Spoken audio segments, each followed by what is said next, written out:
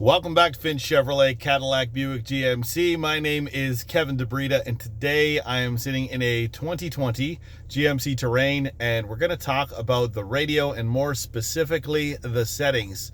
Now, if you don't have a Terrain, but you do have another fairly recent GM vehicle, you'll notice a lot of similarities between this radio and the radio that's in your vehicle. This is the Terran Denali, so it will have all of the options in the radio, including profiles and navigation. But what I'm going to spend time on today is settings. Let's take a look. So this is our radio home screen. Most of the time you get in the radio, you probably got it on a radio station. So to get to the home screen, you want to use either your home button down here or your home button right here. I'm going to click on that right now. And 3 different pages to the radio. But today what I want to concentrate on is settings. The settings menu is where you're going to change most of the personalization features within the vehicle. We have our system menu, our apps menu, and our vehicle menu, and that's the one I'm going to go into right now. I'll explain a couple of the features and then show you how to turn them on and off. Starting with the top, a rear seat reminder. Rear seat reminder, if the back doors are open within 10 minutes of operating the vehicle, it will give you a little chime just to remind you when you turn off the vehicle, check your back seat. You've left someone or something in the back seat, and they want to make sure that you're not leaving it there. If the back doors have not been opened and closed, you will not get the reminder. However, if you want to keep that reminder off, it's just as simple as turning the reminder off. And even if the back doors are open and closed, you will not get that rear seat reminder. Climate and air quality. This vehicle has automatic climate control. You can see down here we've got 2 different temperatures for the driver and the passenger. When you run it in auto mode, the car decides how fast the fan is blowing. And you've probably heard that fan kick up a little bit. I'm going to change temperature here just to hear it kick up a little bit more. If you don't like a lot of air blowing, we can click on medium. You'll hear the fan drop just a little bit. And so now it's operating in that lower range while still in the automatic setting. As you turn the temperature closer to the actual temperature of the vehicle, the fan speed will drop down. If you like a lot of air blowing, then you're obviously going to want to hit the high button. Automatic defog. When you start up the vehicle using the remote start system, we can turn on your front defrost or your front defog, also your rear defog. Both of these are now turned on. Collision detection systems. Alert type. Being a Denali, it has the safety alert seat. This means when you get an alert either for your front or rear parking sensors or your forward collision alert, your seat is going to vibrate instead of beep. If you prefer beeps over vibration, very simple to switch them back and forth. I personally love the vibration. I've gotten used to it, and it's nice when I make a mistake or I need to be alerted that my passenger is unaware. Forward collision alert. There's a series of LED lights. They're going to pop up right here on the windshield, and you're going to activate the sensitivity of your forward collision alert right here. So this is your gap adjustment. If you find that you're getting too many false alarms, just hit this button right here and you can narrow the gap so you get fewer false alarms. Important for more aggressive drivers for sure.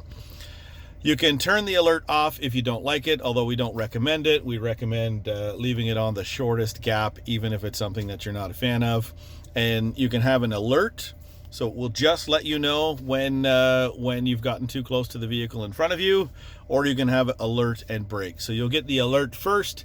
If you don't respond to the alert, it will automatically brake for you. I've been driving these cars for quite some time and tried to get the braking to kick in, and my foot reaction is a little stronger than the automatic braking. If you take a look at the owner's manual, it will state that the alert and brake should minimize the severity of the impact. So it's not there to completely prevent you from hitting the vehicle in front of you, but hopefully it prevents you from hitting the vehicle in front of you. And in the event you did hit the vehicle in front of you, the impact would be less severe. Front pedestrian detection. As you're driving the vehicle, once in a while you'll see a little orange pedestrian light pop up over here on your main display. That means the vehicle is picking up that pedestrian that's walking by. In the event the car feels like the pedestrian is going to walk in front of your path, it will alert you, and it can also brake. I believe this system works under 60 kilometers an hour, so it's designed for city driving as well as parking lots. Again, we can turn the feature off, we can just have the alert, or we can have the alert and brake. Adaptive Cruise Go Notifier. This vehicle has full speed adaptive cruise control. The adaptive cruise control is operated over here, and this is the button. So this turns your cruise on and off. If you're looking at it there, you can see cruise off, cruise on. Now, this button over here is what allows you to toggle between adaptive cruise control and your regular cruise control. So now we do have our adaptive cruise on. Once it's set, it's a full range adaptive cruise control. That means that the vehicle can come to a complete stop on its own without you actually touching the brakes. As long as there's a car in front of you that's slowing down, you will slow down with that car. When that car speeds up, you will speed up. If you come to a complete stop, the car will stay exactly where you have it. And the Go Notifier is that little ding ding that tells you to hit the gas. Once you hit the gas, the cruise control will resume at the speed previously set. And of course, it will be governed by the car in front of you so that you're not going to hit the car in front of you. Really great feature, but I'll agree it does take a little bit of getting used to. Lane change alert, we do have that feature turned on. Very simple, on or off. Lane change alert is those little insignias, very hard to see right now in the mirror, of the car with the star. It's going to notify you when someone is in your blind spot or when somebody is rapidly approaching your blind spot. Somebody's in your blind spot on the driver's side or passenger side, those little lights will illuminate. If your turn signal is on and you've got somebody in your blind spot or rapidly approaching your blind spot, that light will then flash. So it's a two-stage notification, solid when somebody's in your blind spot, and if the car thinks that you are going to be changing lanes because you're using your turn signal, it will go from a solid light to a flash. And really great feature. Now that I drive cars that don't have it, I really do miss not having the lane change alert. Rear cross traffic is something a lot of people are unaware of that is on their vehicle. When your vehicle is in reverse, it's scanning out to the left and the right and watching for cars, pedestrians, bicycles, anyone that might cross your path. If it looks like somebody's going to be walking into the path of the vehicle as you are backing up, you'll get a little insignia over here or over here, and your safety alert seat will vibrate, telling you that somebody is coming in your path. Be careful or stop. Put it back into park. So that's our collision detection system menu. Comfort and convenience.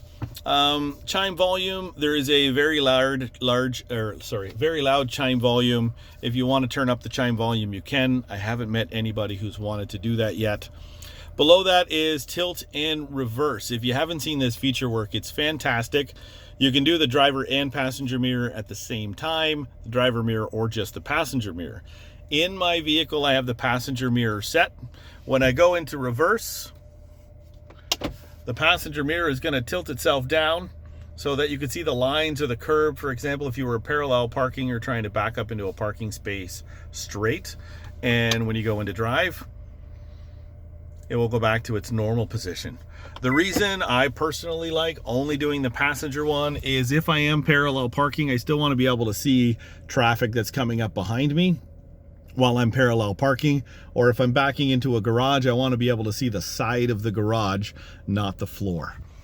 But it's there so you can choose which option you like best. Auto wipe in reverse, turned on already. If your front wipers are turned on and you put the vehicle into reverse, it's automatically going to clean off that back windshield so that you can see through the back windshield. Extended hill start assist.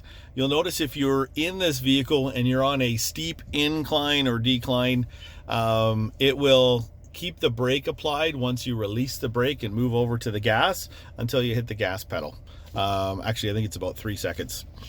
So if you're afraid you might be rolling back when you're going from the brake to the gas, you're going to love this extended hold. If you don't need it to hold for that long, you can always move it to the standard option. I'll leave it on the extended for now. Hands-free liftgate. We've all seen the videos online. You kick underneath the tailgate and that opens the tailgate. You can also kick underneath the tailgate and it will close the tailgate. Some people prefer to have that feature off all the time. Others only want it to open and not close. This is where you'll make that adjustment. So that's our comfort and convenience menu. Moving on to lighting. Vehicle locator lights, pretty simple. Unlock the car, the outside lights come out, you can find your car in a parking lot. Exit lighting, great if you park in a garage. Once you close the vehicle door, you can leave the lights on for 30 seconds, 60 seconds, or 120 seconds. They'll light up the garage for you and turn off automatically after that time frame. Power door locks, a couple of features in this vehicle so that you don't lock the keys in the vehicle. Open door anti-lockout. This prevents you from being the doors from being locked while the doors are open. We'll click on that right now. And automatic door unlock. Do you want to unlock all the doors or do you want to just unlock the driver door? A little bit of programmable personalization features in there. Remote lock, unlock, start. This is one menu that I suggest to everybody to go through. You can change the feedback, although with the keyless access now, most of the time we're not actually using the buttons on our remote. We're using the buttons on the side of the door. But as we move down, we can see that when we remote start the vehicle, when it's hot outside, our cooled seats are going to come on automatically. When it's cold outside, our heated seats are going to come on automatically. Remote window operation, a really cool feature. It's turned off now, default from the factory. I had a client of mine did it accidentally. It was the winter time and his windows came down in his vehicle without his knowledge and it was full of snow the next morning. So you've got your lock and unlock buttons on the remote. Push and hold the unlock button. I believe it's for about 3 seconds when the feature is turned on. And that will put down all the windows in the vehicle. Great on a hot summer day if you want to air out the car before you get into it. I'll leave it off as a default. Passive door unlock. We had talked about the passive door lock buttons on the outside of the vehicle.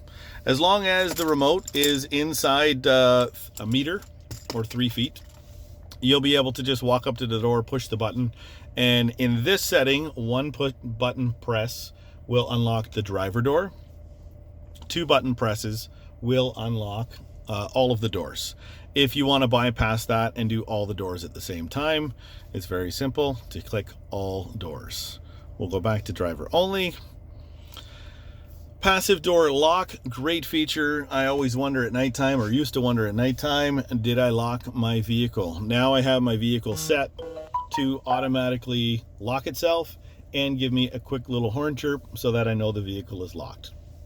If you love the feature, can't stand all the excessive beeping, just click on the vehicle to lock itself quietly. I'll put that back to the standard. So right now with it turned off, you would have to either hit the lock button on the door panel or on the outside of the vehicle. Remote left in vehicle alert. Anytime you get out of the car and you hear beep, beep, beep, one of 2 things have happened. You've either left the vehicle running and taken the keys out, in which case the car is trying to remind you that you left the vehicle running with no keys. Or what happens to me often is I leave my keys in the cup holder, I turn off the vehicle, I get out of the vehicle, close the door, and I left my keys inside the vehicle. So great feature, I do leave it on, but it can be turned off. Seating position, this Denali has memory seats. You'll see all of your memory seat buttons along the side here. To set your seat and your outside mirrors, it's as simple as pushing and holding.